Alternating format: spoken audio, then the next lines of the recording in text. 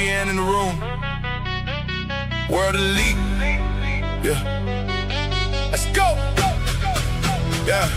Yeah, from the bayou to the booth, we loud on the ride with the ace dealing. Got the mic for the title, Triple J Jordan with the play-by-play, fire rock, hard blame. Bring the heat up higher, Mr. Sensational, Gary got the crowd in motion. 4 voices synced up like a wave in the ocean. We talk there, rest in every show, get framed. 1 podcast, 1 squad, remember the name when the lights go. We bring the facts in the flesh, say it one more time. If you're locked in, you're there. World Elite Podcast. Say the name, World Elite Podcast. We bring the noise, we bring the game. World Elite From Louisiana to your feet. World Elite Podcast. 4 voices, 1 creed. World Elite, World Elite. World Elite Podcast. Yeah, we on deck.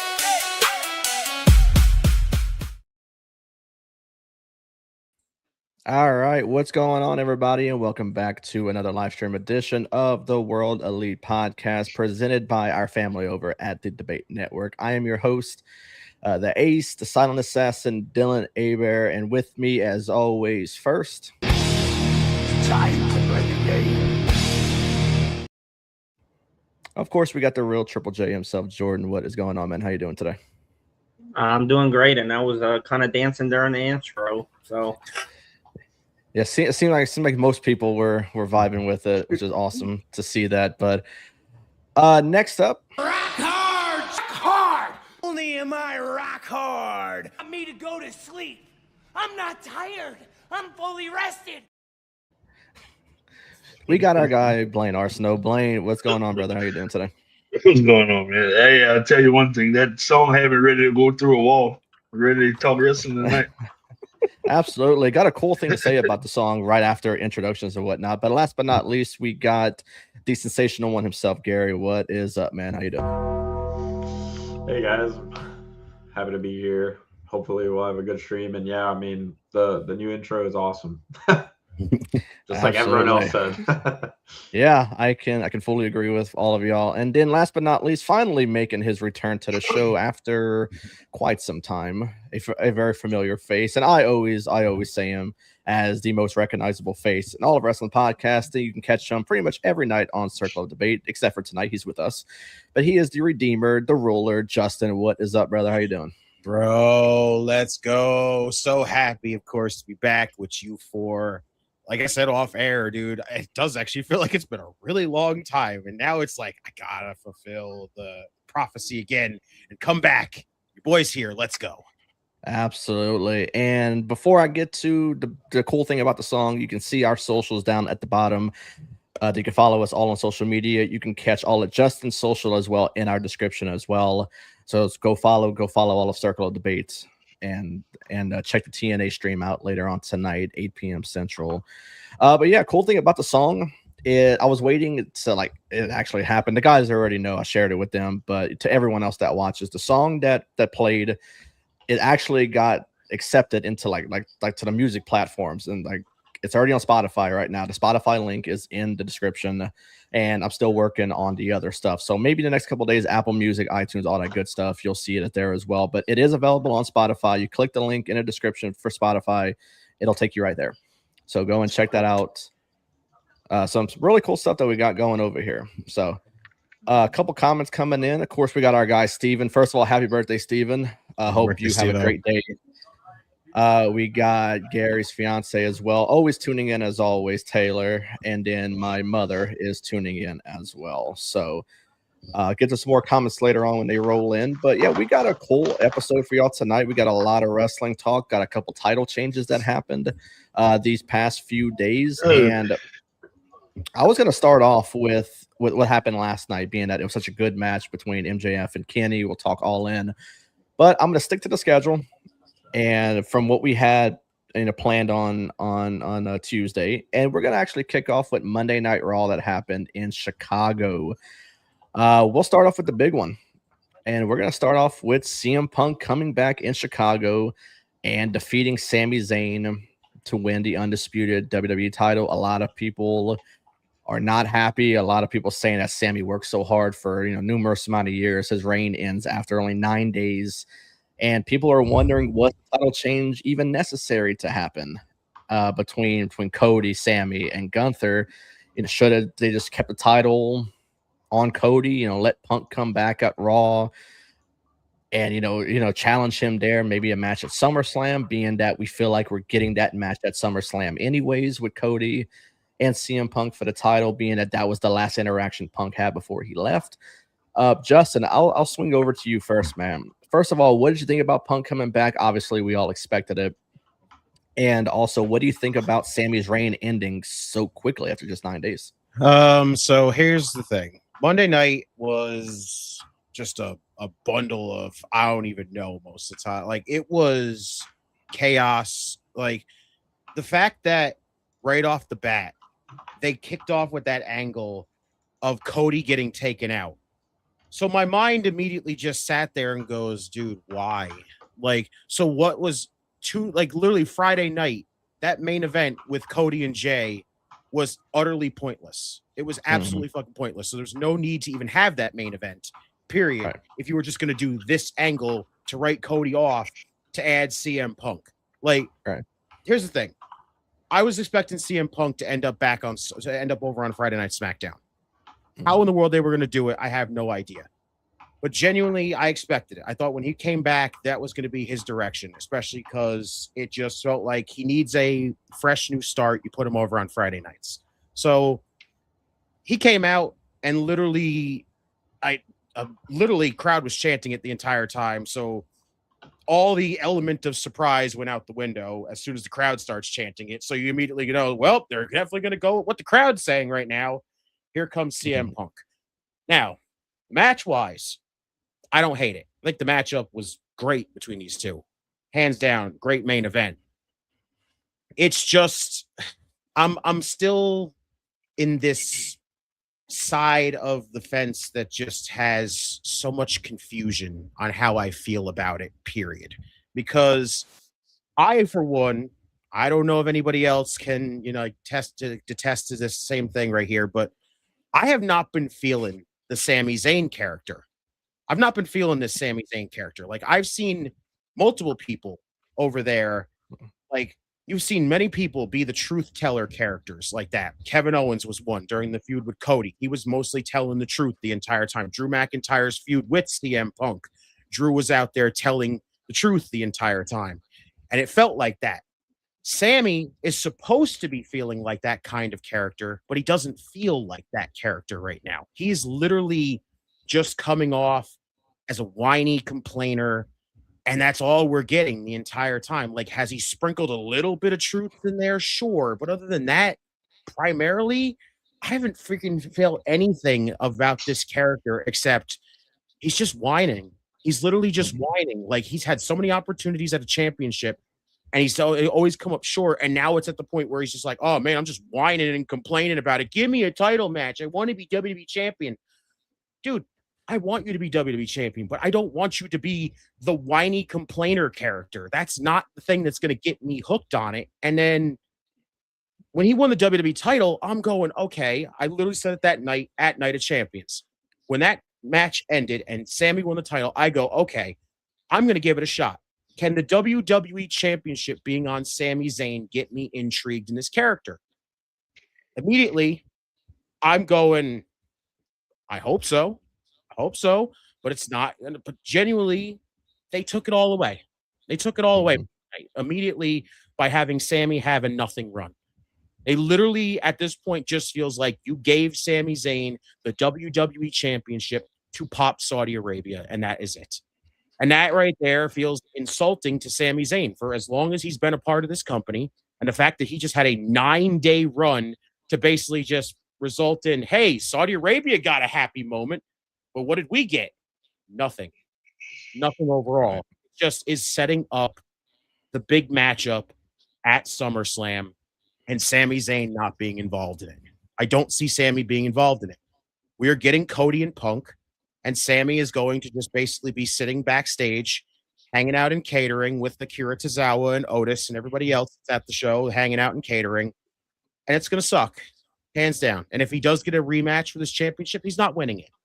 So overall, the win felt pointless.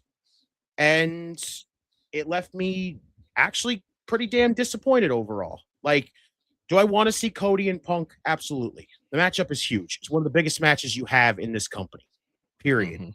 But I kind of wanted to try to get invested in this character and give me a reason to actually get behind Sami Zayn and feel like this character is working. And you completely pulled the rug out from under me. You pulled the rug out from underneath Sammy. You basically just made it, overall felt like a waste of time. Everything felt like a waste of time. The title change felt pointless.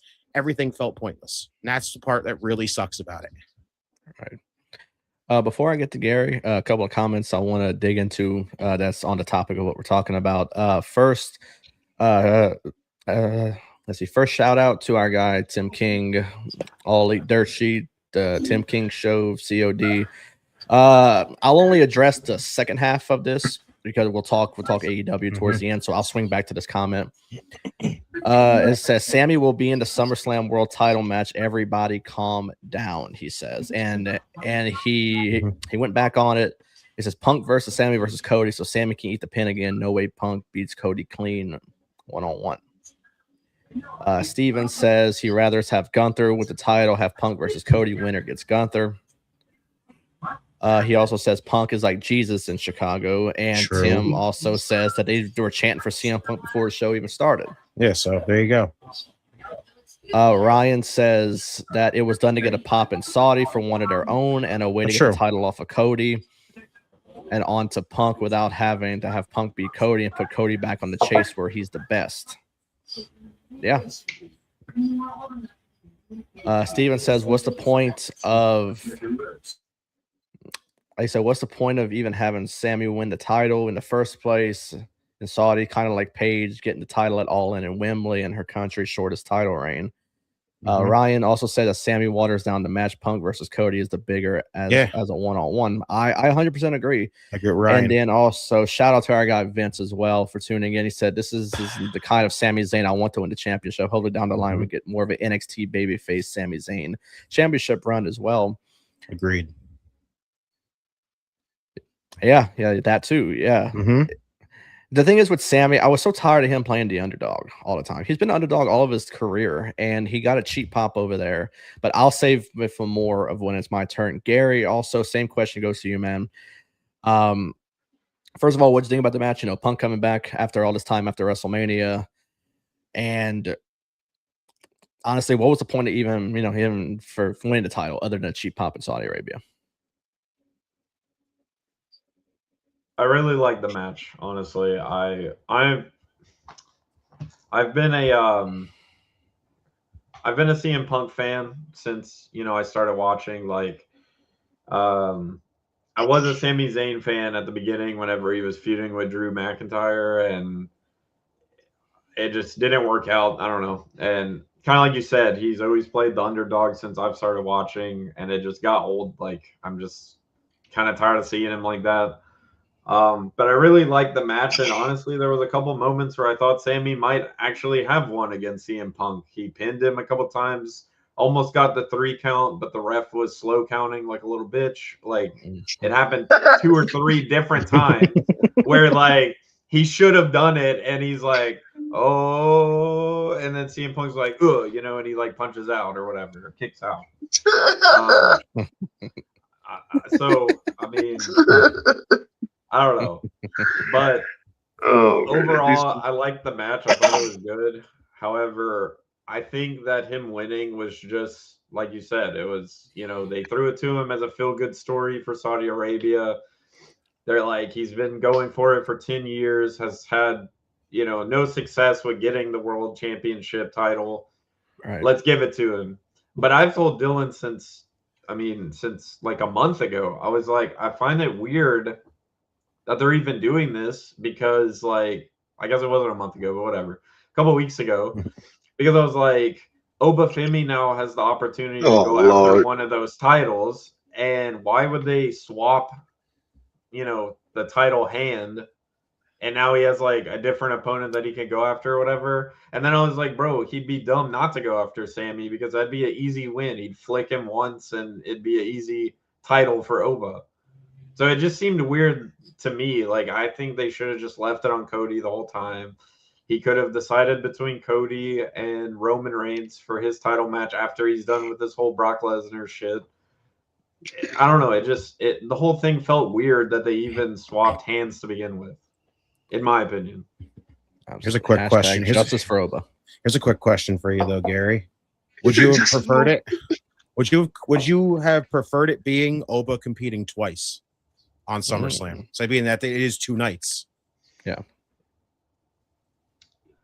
Have him beat so Brock night like 1 against Brock and then going for the title. Night 1, night 1 beat Brock. Night 2, you go. If he can watch Oba favorite 3 Roman. nights a week, he would do it.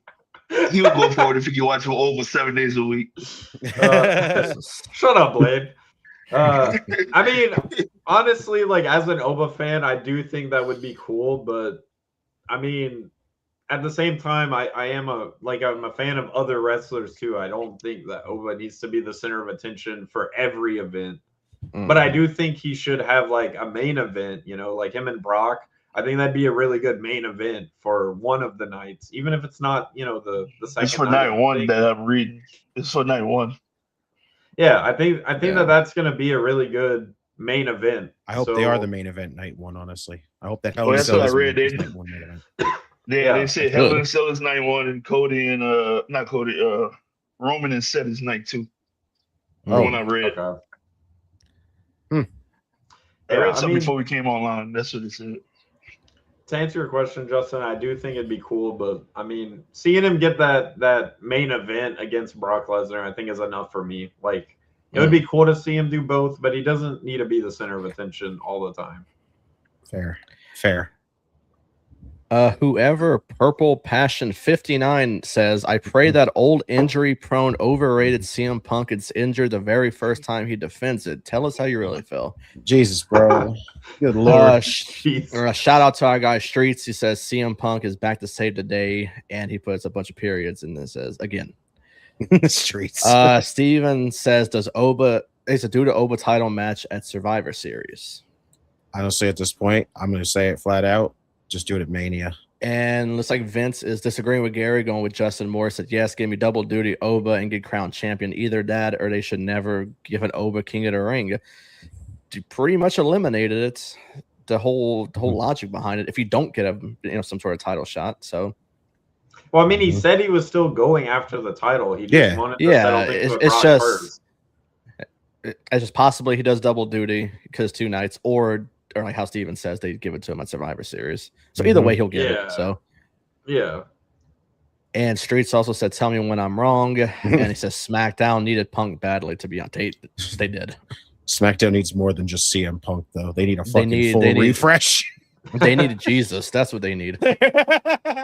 Hey, they got what did you guys call him earlier? Chicago Jesus or something? Yeah. So I mean, pretty close.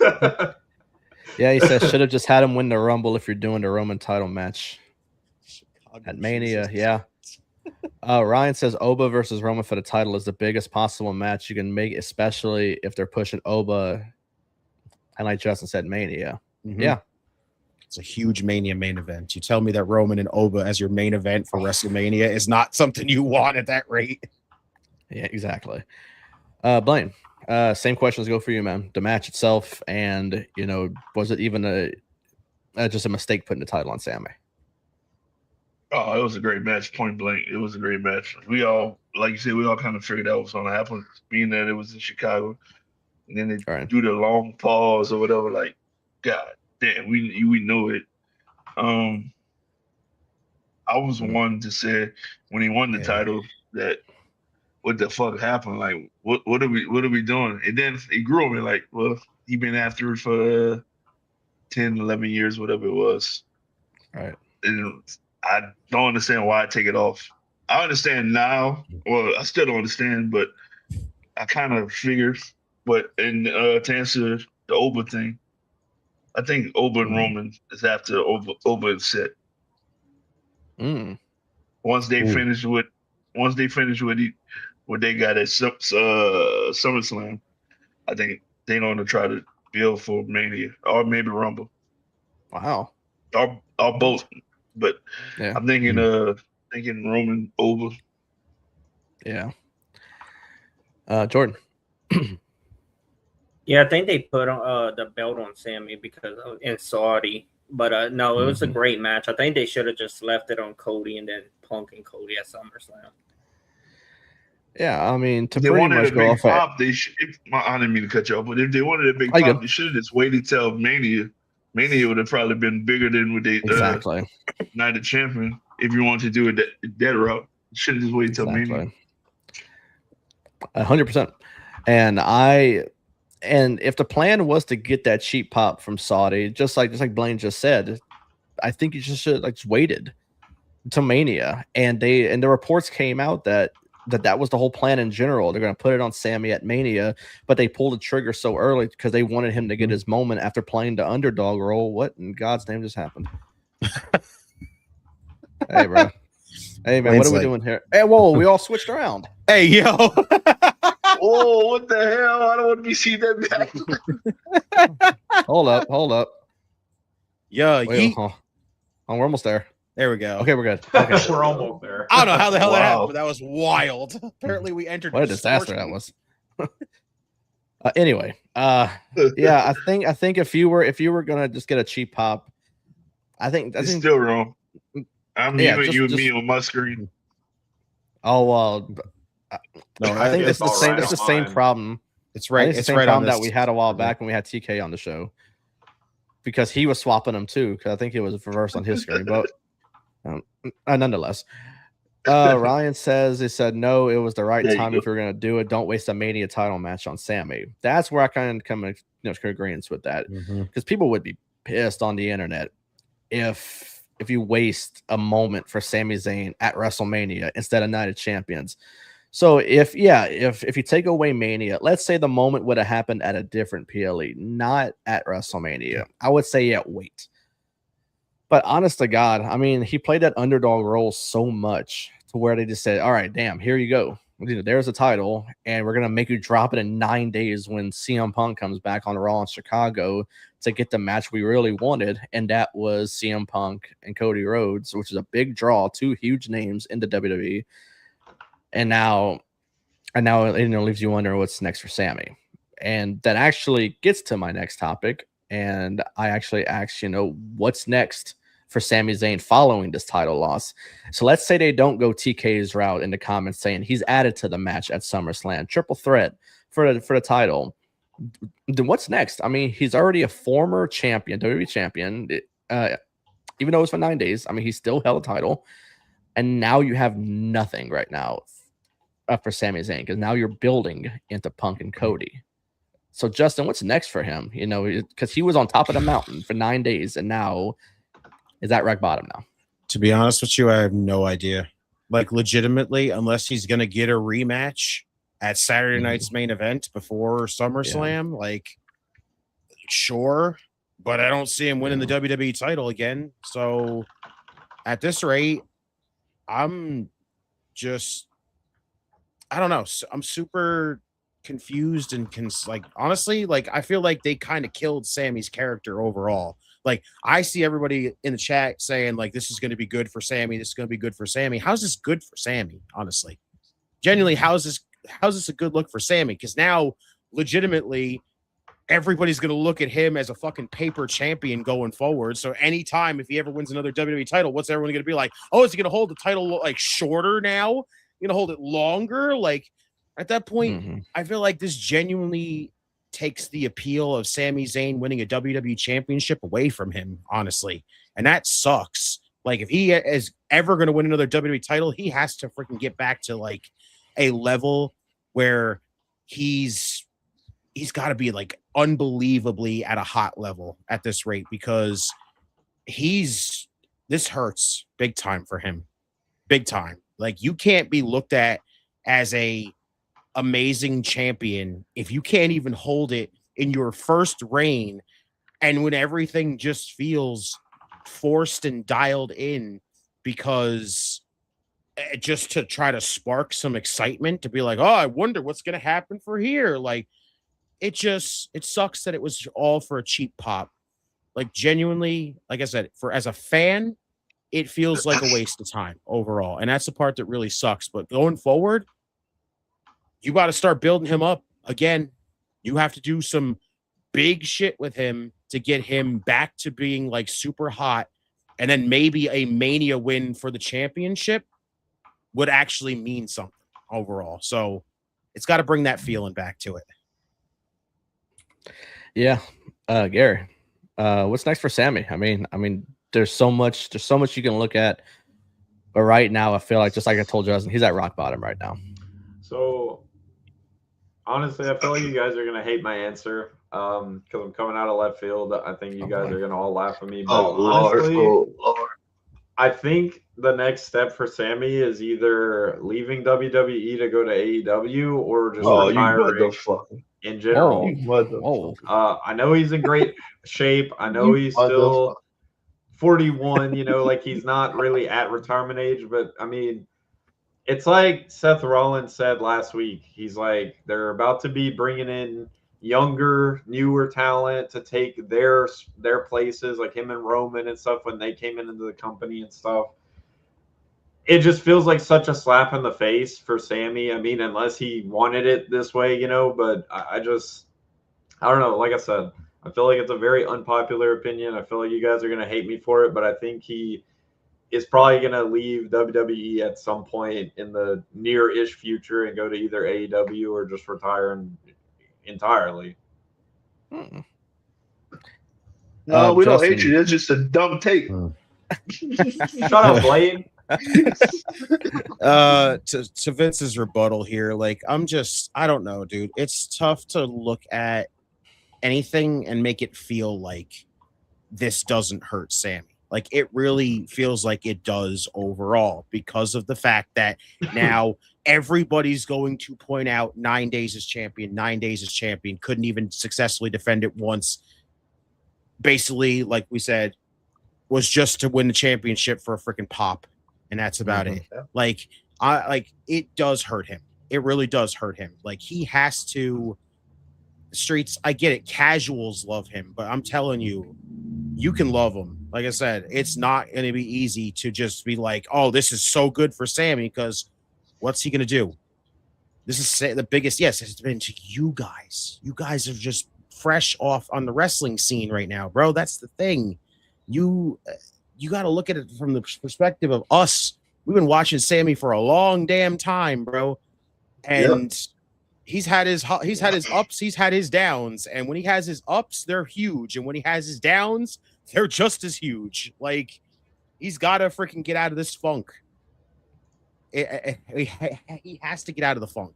It's going to have to be a full-on, you have to fully commit to Sami Zayn all the way to WrestleMania. If that right there, like, I know it's going to be it's going to feel like another cheap pop if you do it at Mania.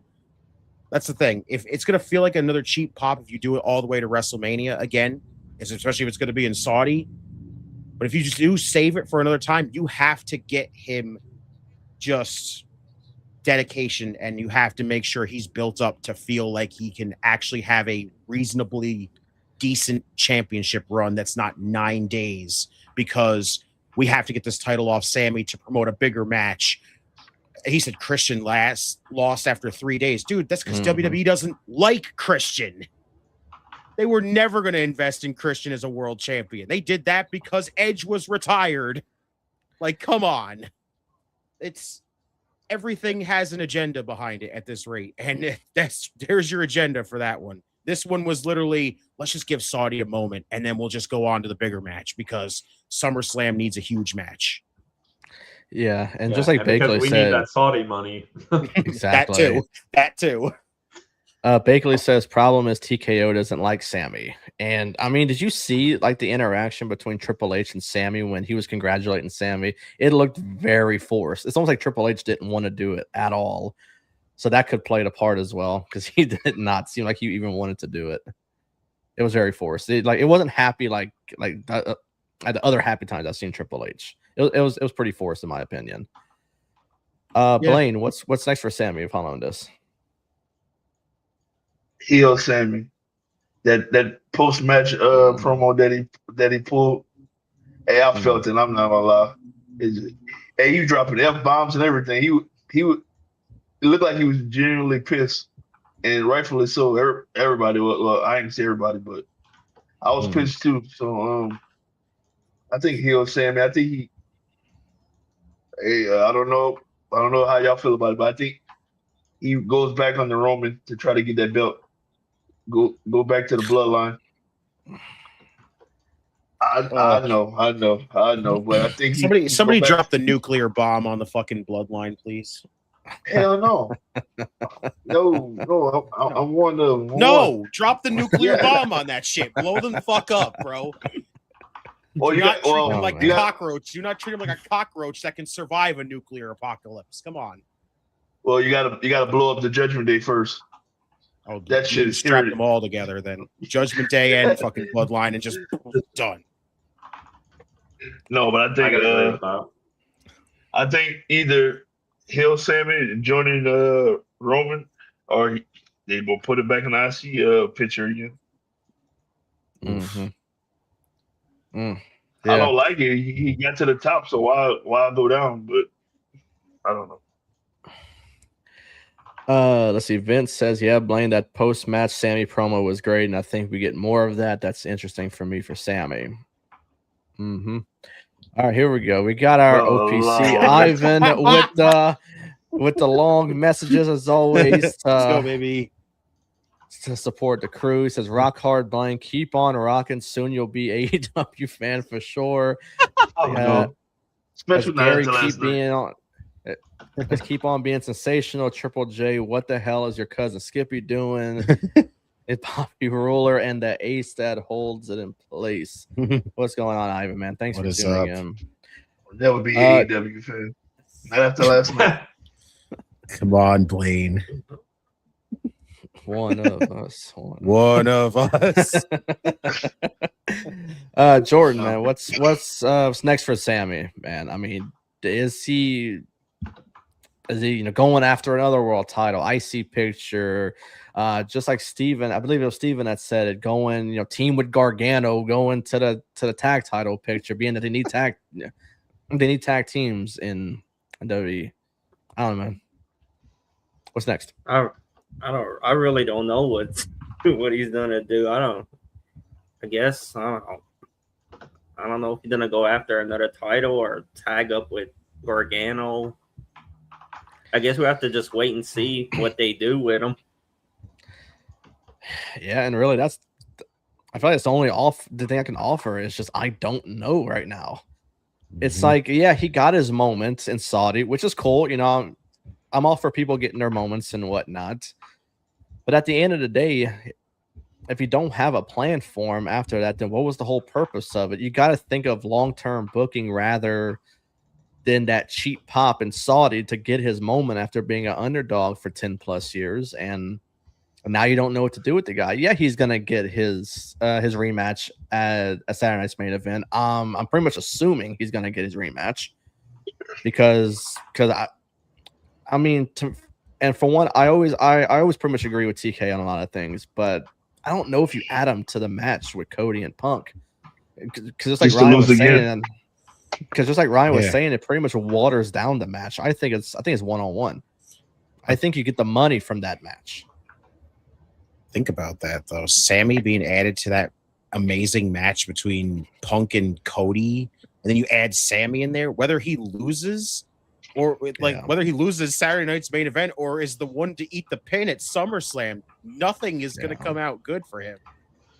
And he's going to be the guest referee again.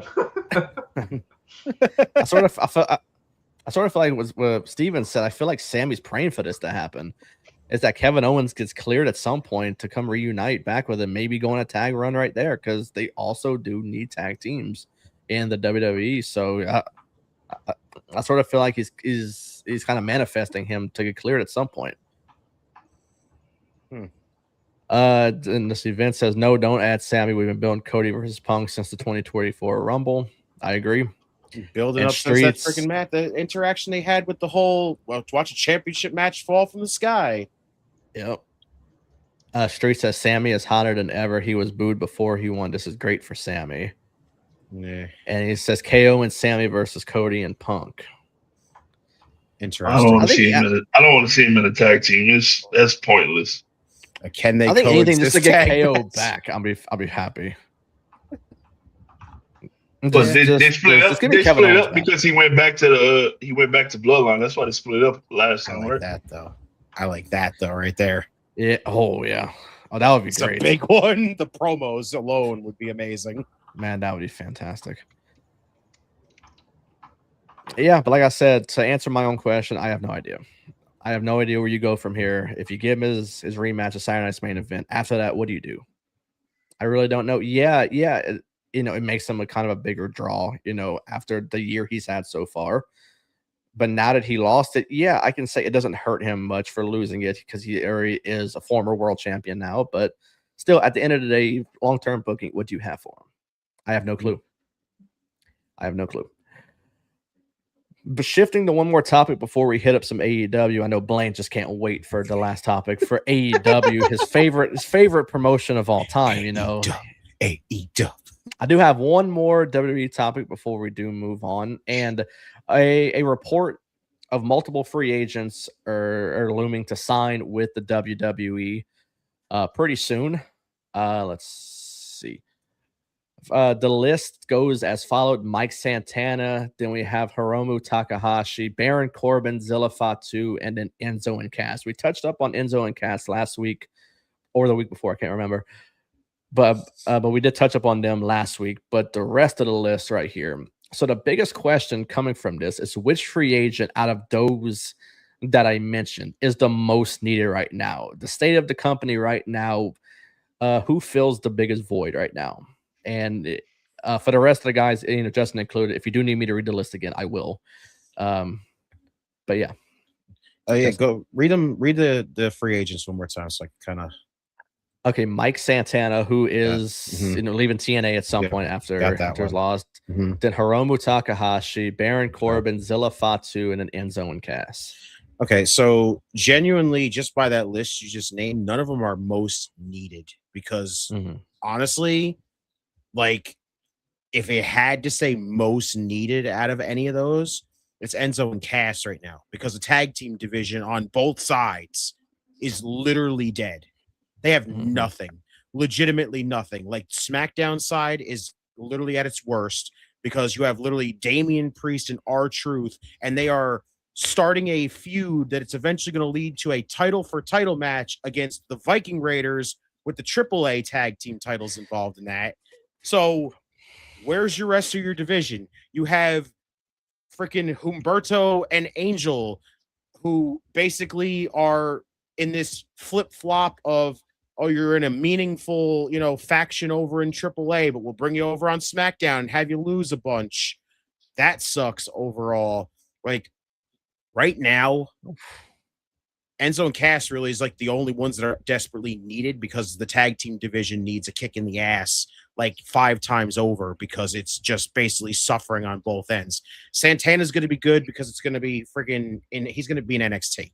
I think he should absolutely be in NXT. They should not just jettison him to the main roster because he'll get the Ricky Saints treatment. They'll look at him and go, "Who's this guy? What's this guy? How are we supposed to get excited for him? Who is what?" How, like, right. I can't see them getting like immediately invested behind him right there. Zilla, I dread everything about anything that has to do with Bloodline scenario because the more and more we bring more Bloodline members in, the more and more the Bloodline is going to keep going. And I wish that shit would just fucking end. It is bad. It is so bad. And just like hands down, really no free agent you bring in like Hiromu, like he's clearly going to start in NXT. He's going to be aligned with more Naraku and anything like that. Like it's not really going to be anything big. Like any of the people going to NXT right off the bat are not going to really bring anything big right now because they're going to have to do their whole fresh start in NXT, learn the WWE style and everything else. And they're kind of just out of the entire scenario. But like everybody else, like you got to basically use a lot of the people, but mostly it's got to be Enzo and Cass. Like you have to reboot this tag team division because right now the tag team division is at the point where I can't believe I'm saying this because I used to say this about the women's tag team titles, that if you're not going to invest in them, get rid of them. We're at the point where the men's tag team division is in that same exact bubble of if you're not going to invest in it and you're not going to have a tag team division, get rid of the tag team titles, period. And that says a lot coming from a company that's had honestly, like, yeah, I wish they had kept those titles merged. There's no reason why they unmerged them. There was the ridiculous thought of that every time.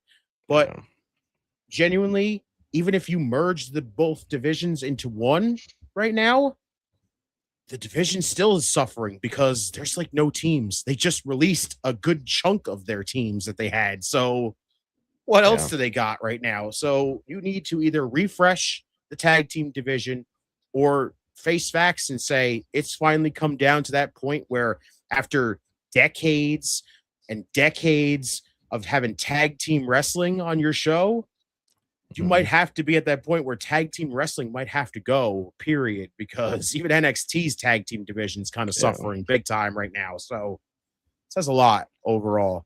But if you need a desperately needed free agent right now, it's Enzo and Cass to try to at least bring some kind of revitalization to a tag team division that desperately needs it. Yeah. Ryan said, yeah, it's Enzo and Cass tag team division stinks. He said, but I like Corbin. He's solid, can do a little bit of everything, always delivered regardless of what role they have him in. I definitely agree. They have him in so many roles and he killed it every time. And I feel like he kind of like revitalized himself. You know, when he went to NXT, when he was tagging like with like Braun Breaker, and then he was working in MLW. It's obvious now that he's coming because Dijak got a whole new partner to carry on the skyscrapers with him over there in MLW. So it's pretty obvious that he's coming back. But yeah, then going back to Bakley's post, he said Santana posted a tweet saying July 15th, which is weird considering that it's a Wednesday. What if they swerve us all and Santana goes to AEW? That'd be so stupid. Why would he go back? That would be so stupid. Why would he go back? That would make no sense. Exactly. He says Priest also making AAA appearances. Yeah, that's the thing. Gary, I know you're more of the one that doesn't know too much about all these guys, but I did give you a little bit of homework to study up on some of these guys, kind of see if you came to class prepared. He didn't do it. Oh my God. His dog ate his homework.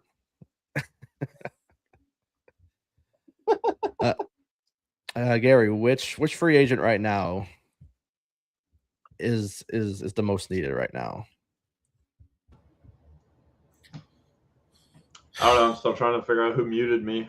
I have no idea because when I looked at you, you were muted, so I had to unmute you. Yeah, I was trying to add something to the last topic, and then someone muted me. So I don't know. Damn. Anyways, honestly, I think maybe Enzo and Cass, just because the tag team division fucking sucks actual dick. But yeah, I did look up some of them. I didn't look at all of them, but and I don't know a lot about them. But I mean, I think that would probably be like the biggest need for WWE right now. So before we get to Blaine, what did you have to add to the last one? I guess I'm not sure about the muting part. But what did you have to add to the other one? You had said something about like the long-term goal for Sami, and I was just gonna say, honestly, I don't think there was a long-term. I think that they did him dirty and just moved him on because it was in Saudi and they wanted the Saudi money, and they're like, Sami has ties with, with the Middle East and stuff, with Saudi Arabia. Like, it's a feel good for him. He's been chasing it for 10 years. Right. And there was no thought past that. It was just to get them on their side, be like, oh, look, we pushed him. They'll give us a little bit of funding and then drop him on his face, which is why that's like, honestly, that's the only reason why I said that I felt like he's going to leave WWE, because it just seemed like such a fucking giant slap in the face for someone that's been in the industry and in the company for so long, just to get done dirty like that. It does make sense too, because literally it does feel that way. Like they just looked at it and said, Sammy's expendable. We could easily just take this title off of him. We don't care about the fact he's been chasing this for this long. Like, come on, we got a big match coming up for SummerSlam, guys. Like, Yeah. Pretty piss poor, honestly. Because really, Yeah, I'll go ahead. No, I was just gonna say that's all I wanted to add is that I really don't feel like there was any thought process for like the future. I think they just wanted a quick, simple like band-aid fix for while they were there. Yeah. But I mean, I can get where you're coming from. You know, big slap in the face. You know, only having him hold it for 9 days, but and really like like I said, no long-term booking for him right now. Because going into SummerSlam, one of the biggest shows of the summer, if not the biggest show of the summer, nothing for him now. So we were talking last week about him potentially going into SummerSlam with the title, and now that's not even a conversation at all. Ryan said, just like Drew getting screwed when he had to drop before Mania, none of these guys are leaving multi-million-dollar contracts over a storyline. Yeah, I mean, what about all that talk that they've been cutting people's contracts and asking people to take pay cuts? Then what? I got that too. Yeah, we're not listening to nobody that like Roxanne. Roxanne. Blaine, which free agent right now is the most needed? I'm gonna just go with everybody else. Enzo and Cass. I think, and when they come back, and they need to put the belts on them right away, just like they did the Hardy Boys in that when they returned in Mania in Orlando. I forgot what year it was. But, I remember that. Yeah. I like Corbin only if he come back as the Lone Wolf. That NXT gimmick he did when he first started. Yeah. I know he's a little older now, but like if he can come back as that gimmick, I think it'll be a breath of fresh air for him and the division. Ryan said, "Did you see Soul botch another move this past Monday? Slipped again." No, I didn't see that, but I saw she won the match though. She won the title. That's all right. My thing is this: I hate how people keep pointing out Soul botching. Like the dude, does anyone like ever think like, oh, I don't know, she's still, I don't know, got a lot of freaking like jitters right now because she's on the main roster? Like, that's my thing. Like, honestly, I look at it that way. I look at it like literally, she's still probably super freaking nervous. She's trying to impress. And everything just keeps backfiring on her. And that's all there is to it, honestly. So honestly, I don't point out the botches. I don't care if she slips up, if she messes up one little thing, because you know why? I understand if she's literally nervous, if she's still got a bunch of jitters because you literally jettisoned her into these big freaking spots right now with this IC title and telling her to just go out there and perform. And if you mess up, you mess up. Like, yeah, that's the fucking point. If she messes up, she's going to mess up. It's one of those scenarios where you can't take a fresh face, jettison somebody like that into a big freaking position and be like, oh, make sure everything's picture perfect. Like, not going to happen. Yeah. Blaine needs to know. No, I will defend her, Ryan. That's how it works. That's fucking crazy. Hey, I finally got somebody on my side. Blaine, right. No. That's how that works. Oh, shit. Fresh Justin, thrown in the sharks. Justin, if you don't watch our full show every week, this is like a constant back and forth. Oh, I love Ryan it. I've seen them, and I love it. I love these great scenarios. They're great. Oh yeah, I just go at it. You could literally clip these. You could literally clip these. Oh, interactions. all right, I really It'd probably could. be amazing. Yes, do it. Oh, I probably could. Do it for sure. Jordan, are you pretty much in agreement with the whole crowd right here? Enzo and Cass is the biggest need right now. The tag team division is absolute dog shit right now. Yeah, I want to say Enzo and Cass because of the tag team division is so bad right now. I agree, because looking at the list, Santana, NXT, Takahashi, same thing, NXT, because I feel like he'll align himself with Naraku. Corbin, I could see filling a big void right there, because Ryan said he pretty much kills it in every role that he's in. Zilla Fatu, it's going to be a bloodline thing. He's helping somebody win, and it's just like he's playing the part of Solo when Solo screwed over Drew at Clash at the Castle. He's the enforcer, and that's. But Enzo and Cass, I think they definitely fill that void. I look at the tag team division for both, and good lord, It's bad. You have Alpha Academy, who just lost Maxine Dupree to the Division. You have Otis and Tozawa doing nothing. It was. But you have the Creeds doing nothing. Let's see. Scroll down to the Usos, who are tag team, but they're so caught up in the bloodline story with LA Knight, with this and that. They're doing more wrestling singles than they are being a tag team.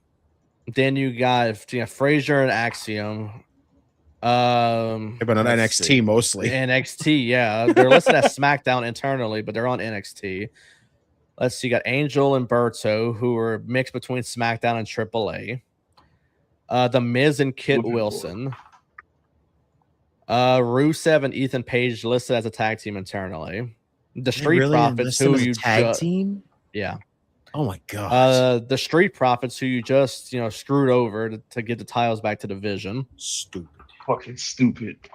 You have Tala Tonga and Tama Tonga, who I don't even really know.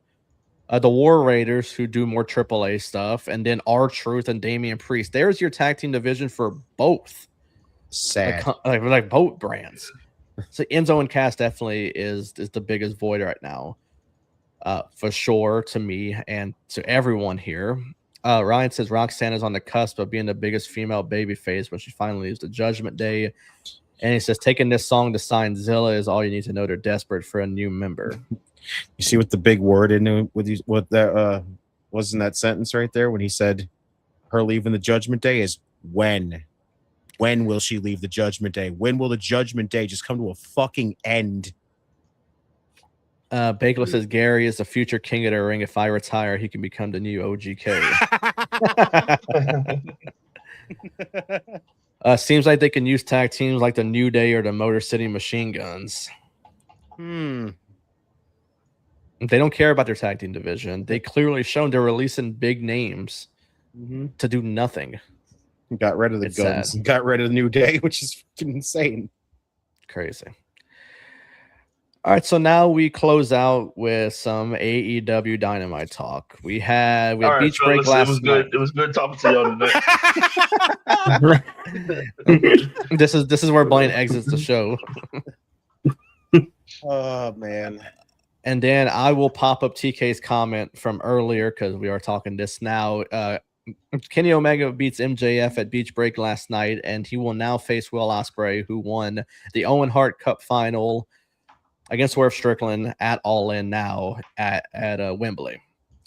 So the big question is, first of all, the same as goes. The match itself, what did you think about it? Because I thought it was great. But also, being that there's another pay-per-view in between right now and All In, do you see it still being a one-on-one by the time All In gets here? Because I'm having my doubts right now, being that a lot of people are predicting other things. Yeah, there's TK's thing. Oh, man, this is the tough part. Yeah, I had to go and find it. Because he says Max will be in the All In main event. Because what I'm seeing... I don't believe it, actually. Is a fatal four-way I'm seeing. I'm seeing Omega. I'm seeing Ospreay, but I'm seeing MJF, and I'm seeing a returning Hangman Adam Page to be added to that match. Because that's the rumor I'm seeing that a lot of people are commenting. I don't watch as much AEW as you, Justin, but that's what I'm seeing. Okay, now I can easily rebuttal that four-way because honestly, Hangman's stipulation immediately nullifies that 1,000%. Because it's literally said it doesn't matter if the title changes hands at this point. He cannot challenge for that world championship ever again.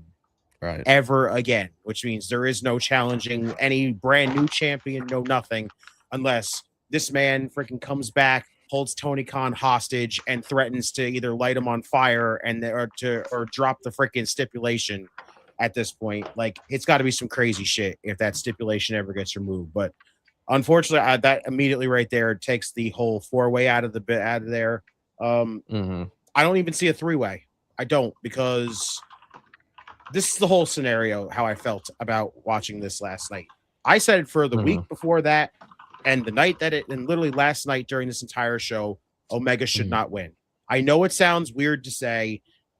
But I would say I wanted them to go full commitment to Kenny not being able to challenge for the championship ever again, have him in the same boat as Hangman, and I think everything else from there could have been amazing. You could have had everything locked in place because MJF, he has literally been at this point the face of the company. He is the face of the company. He has basically legitimized that AEW World Championship 1000%. Like no other champion has done a better job at making that title feel important, feel like it means something than MJF has done. The man is literally a walking, like, we got to get that title off of that man because I fucking can't stand him. Like that's the kind of scenario everybody feels when they see MJF. And that is the greatest way a world champion, heel world champion can feel is you want that title off of him because you can't stand that man. Right. This right here, like I wanted Kenny to lose, go into this entire scenario where he can't challenge for the world title. Hangman can't challenge for the world title. MJF is the man responsible for it. And everything right there could have been a hell of a story. And as much as it would have sounded weird to say, you could have done a filler match at Redemption. Or if you wanted to, you could have even done it where you find some kind of stupid schmoz finish that goes into Redemption. And then Kenny gets his rematch. But no matter what, Kenny should be losing. Kenny should not have won this title. I'm sorry. I will say it hands down. Kenny should not have won this championship. MJF should have still been the world champion right now because everything that we had seen on TV for week in and week out was building up challengers for MJF, not building up challengers for Kenny Omega. We've been building up challengers for MJF. Andrade being one of those. A perfect scenario that was literally coming up following Redemption is Grand Slam Mexico. You could have done a freshly turned babyface Andrade going one-on-one in Grand Slam Mexico in Mexico to face MJF. Yes, he would have lost to MJF, but imagine the reaction that man would have gotten there and how bad the freaking crowd would have wanted him to win the world title. But MJF still squeaks out a win, and the mega heat he gets from Mexico, that's a perfect scenario going forward.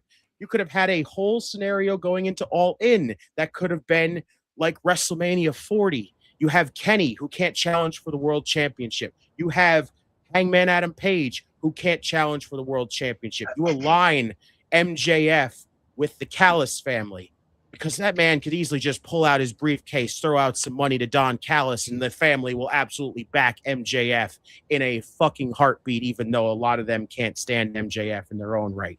But there's money involved. You're damn right they'll put those differences aside to help that man. You have him aligned with that. You get Will Ospreay in there with Death Riders and all the people that MJF's done wrong, like Kenny and Hangman and Darby and all these people. Because all these other people have had feuds with the Callis family. You could have had one big Avengers Endgame at All In, leading to Will Ospreay winning this championship.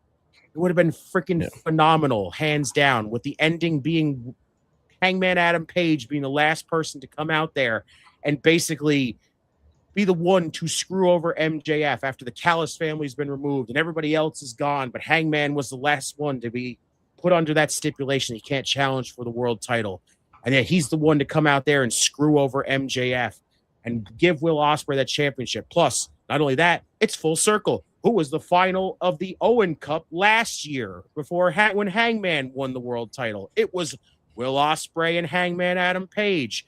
How about a full circle moment where the two guys who were the final last year are back together again, but this time the roles are reversed and it's Hangman helping Will Ospreay win the championship because literally Ospreay sacrificed himself last year at All In to help Hangman Adam Page win that world championship. So how about the tables have turned and now literally Hangman comes out here to be the one to help Will Ospreay win this championship. Ospreay could be the one the following night after winning the championship to go to Tony Khan and say, hey guys, listen, I know that we have that stipulation on Kenny. We have that stipulation on Hangman, but is there any possible way that I can be the one to say, remove that stipulation? And then we can finally get it back to the Kenny can challenge for the world championship. Hangman can challenge for the world championship. Would have been freaking phenomenal, hands down, everything. You had all this story set up going forward. The only thing that would have been a little bit of a blur as to what the hell could have happened was either going to be redemption, was always going to be redemption, no matter what. Everything else was basically set in stone going forward. And this right here, like this whole scenario here, I know we saw the interactions between Omega and Ospreay for weeks and all that stuff, and like Kenny going like, "Oh, don't get yourself trapped inside of the Death Riders, man. You don't need to be that kind of guy." And you're like, dude, why are you involved in this? Why is Kenny involved in this? This feels like a Roman Reigns and Edge scenario with Daniel Bryan being involved. Bryan should never have been involved in that. I don't care how much that made that triple threat at WrestleMania feel amazing. Hands down, Bryan should not have been in that match. He was never needed to be in that match. They basically just interjected him because why not at this rate? And that's how it feels like with Kenny. It just feels like Kenny is getting interjected in this entire feud because what else can we do with Kenny Omega? Kenny Omega feels like he has no direction. And right now, like I'm telling you right now, I said this on with a bunch of people, and I will say it again. I think if you had done a triple threat with Omega and MJF and Will Ospreay, as much as that matchup would have been amazing, hands down amazing, I'm sorry, to me, that is an insult to Will Ospreay. That is an insult to Will Ospreay. You do not bust your ass in a freaking tournament to win a number one contendership matchup for somebody else to just walk in there and be like, "Hey, but I'm in here too, guys. I get this championship opportunity as well." That's a spit in the face as far as I'm concerned. This to me feels like EVP power abuse as far as I'm concerned. Like I don't like Kenny. I say it all the time and I will stick to that forever. If you are an EVP, you should not be wrestling. You either fucking wrestle or you be an EVP. You should not be able to have your cake and eat it too. It's nonsense. They gave those titles up. No, they got him back. They got him back. All three of them? Yeah, they got him back. Oh, see, that's why I don't like that bullshit. Yeah, it's stupid. It's dumb because they should not be allowed to. No authority figure should be allowed to wrestle, especially these three when they're supposed baby faces. All they do is put themselves over. So it's nonsense the fact that basically Omega's going into this because he has nothing for All In, and he'll have nothing for Redemption. So it basically feels like another scenario to have Kenny Omega go into Redemption in Canada for a big hometown pop, and then have him go in there to face Will Ospreay because Tony Khan's a big fan of New Japan Pro Wrestling. So he gets to finally have Will Ospreay and Kenny Omega on his show and not on New Japan. It just comes off in a stupid agenda that literally smudges a huge giant story, like progression of story that you had going forward because of that.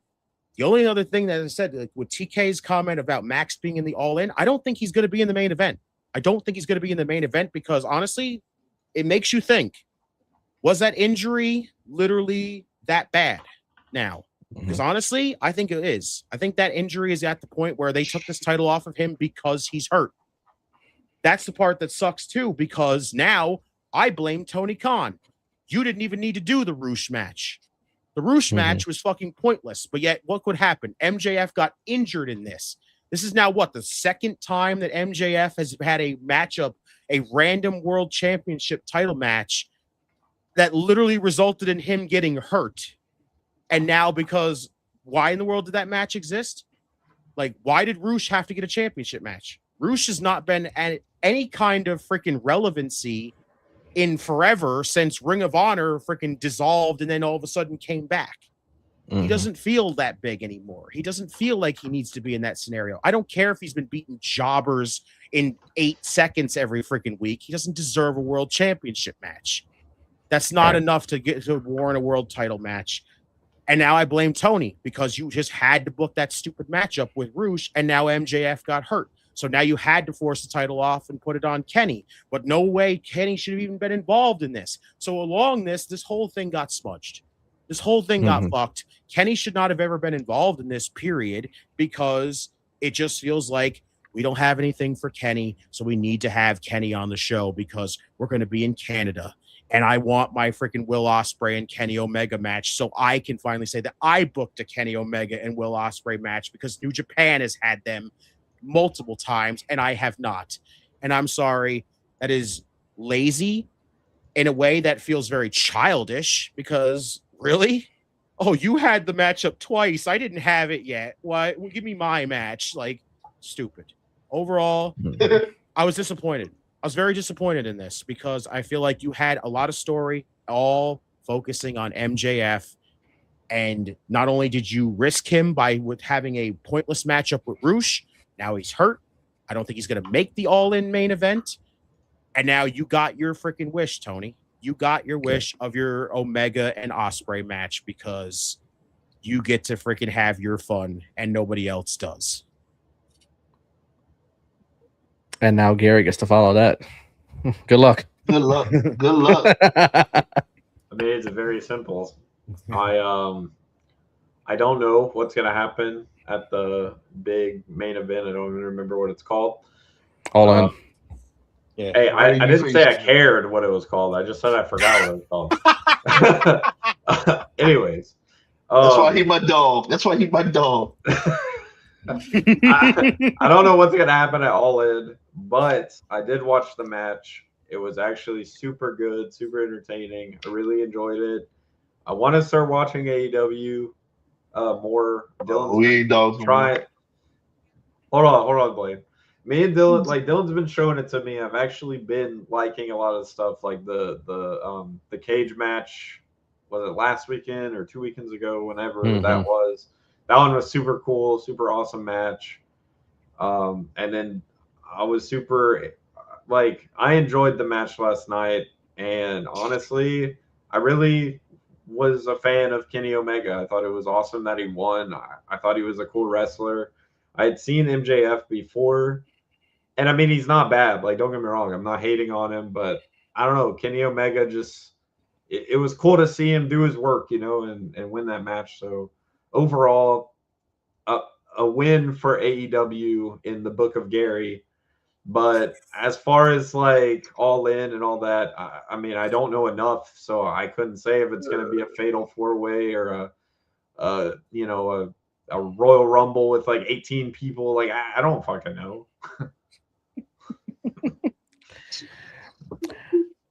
Blaine, should I even ask you?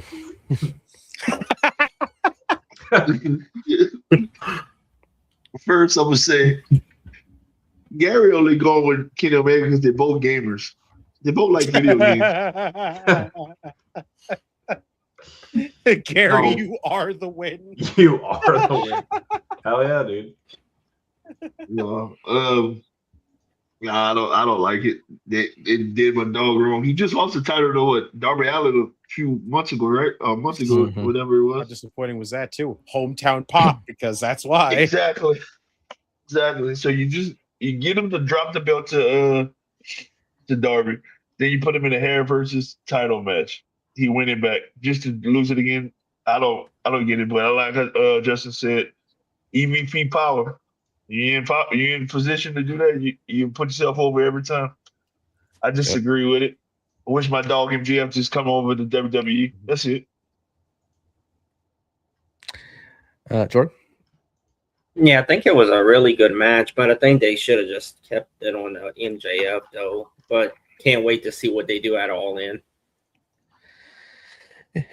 Yeah, it kind of worries me what they're going to do it All In, because Tony Khan always likes to get one over himself and add people to the match and whatnot. But I was pretty surprised they put it on Kenny last night.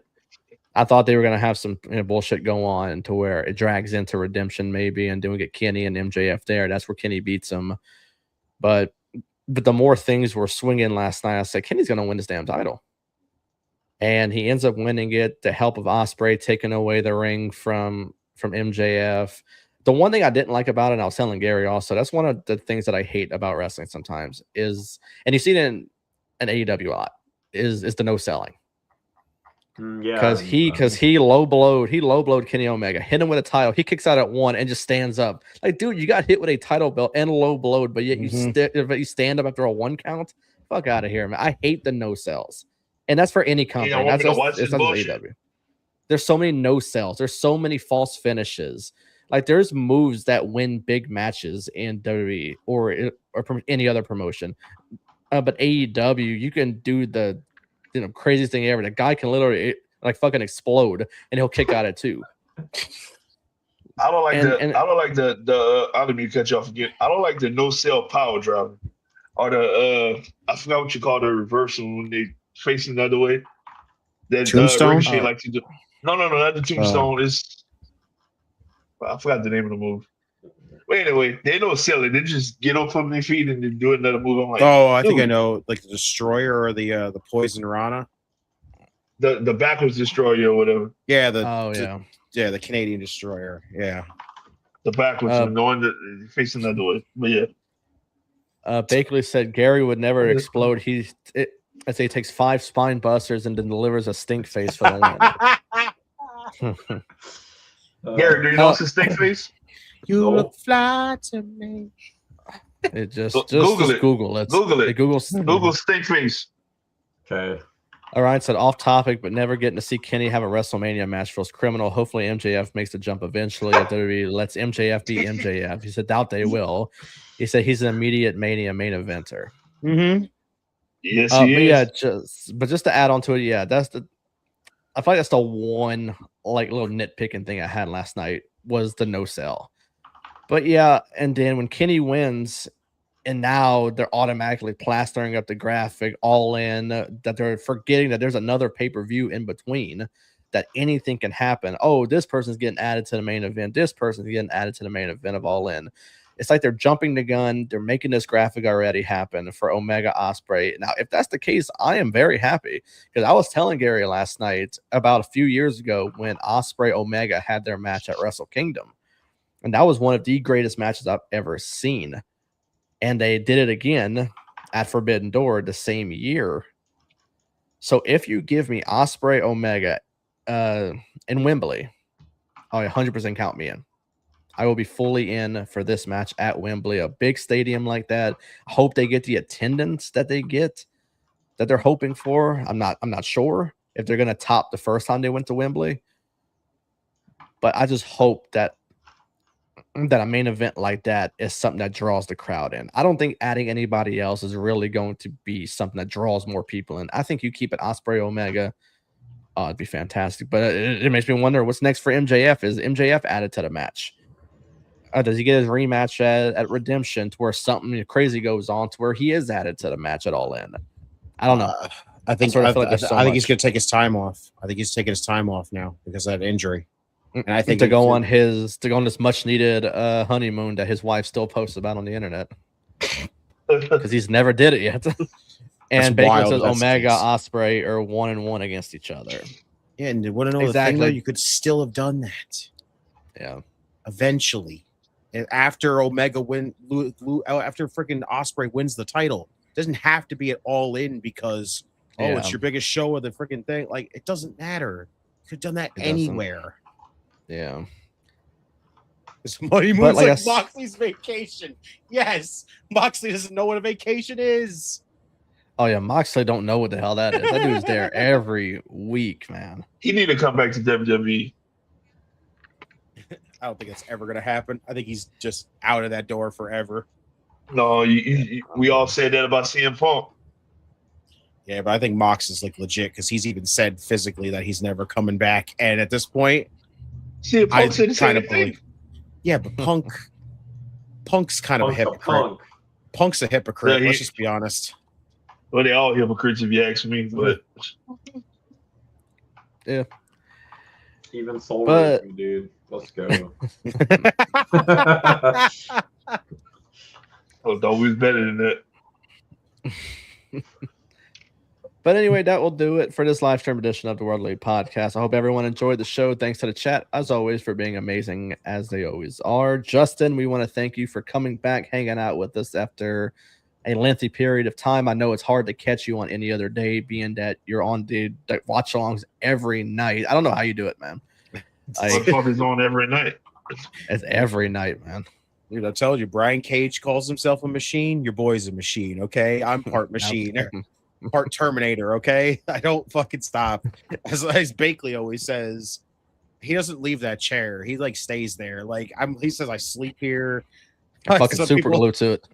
Some people say I don't sleep. Fun fact, I actually do. It just doesn't happen. You go to work and go straight to the chair.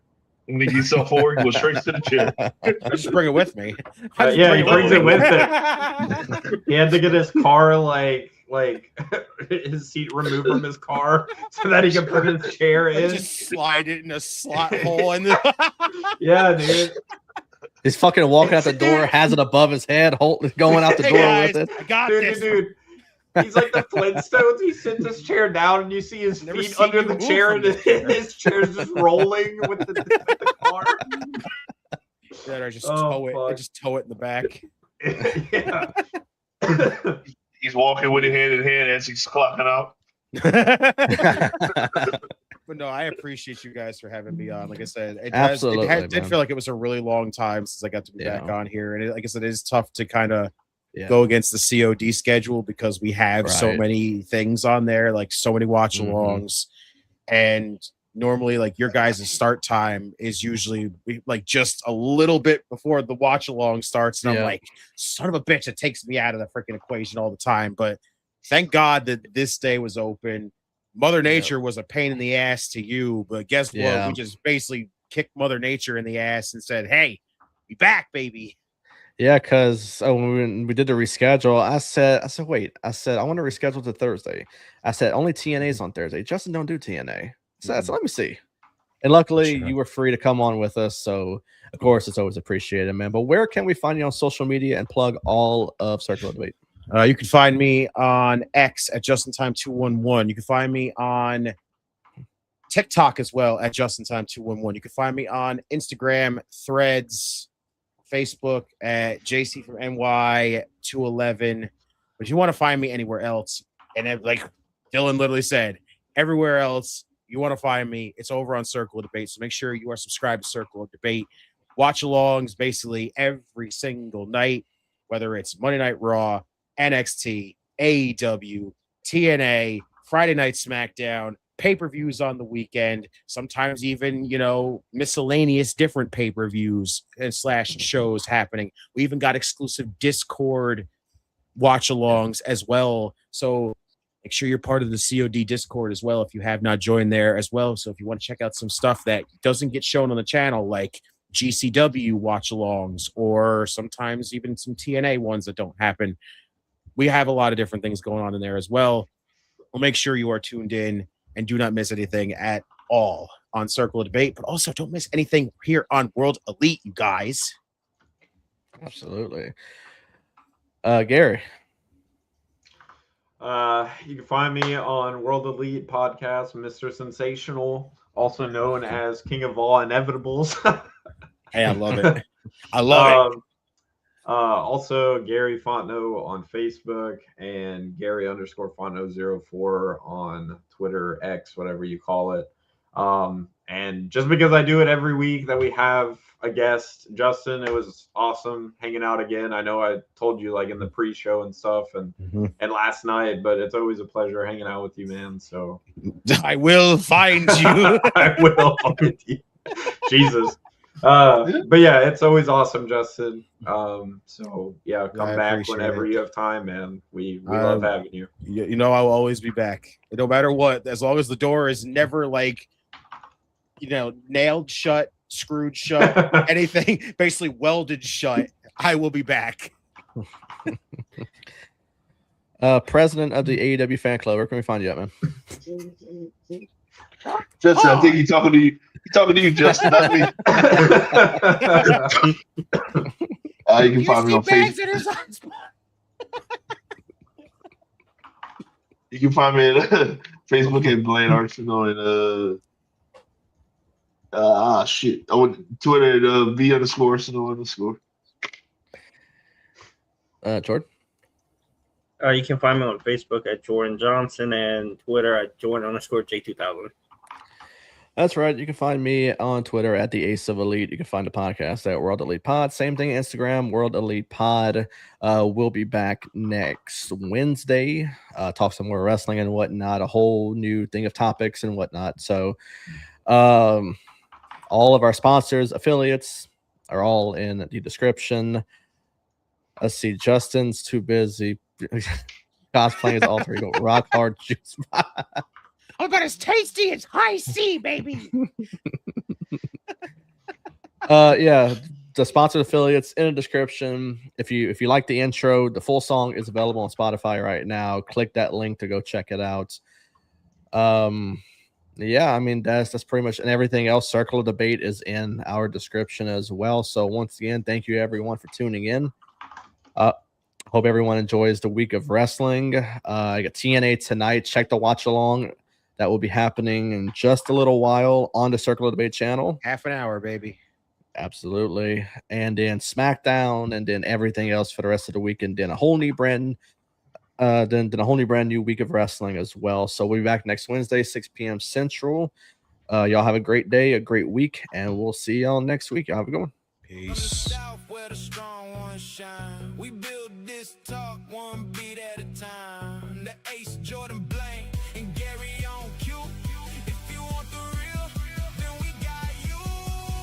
Word Elite Podcast. Say the name. Word Elite Podcast. We bring the noise, we bring the game. Word Elite Podcast. From Louisiana to your feet. Word Elite Podcast. 4 voices, 1 creed. Word Elite.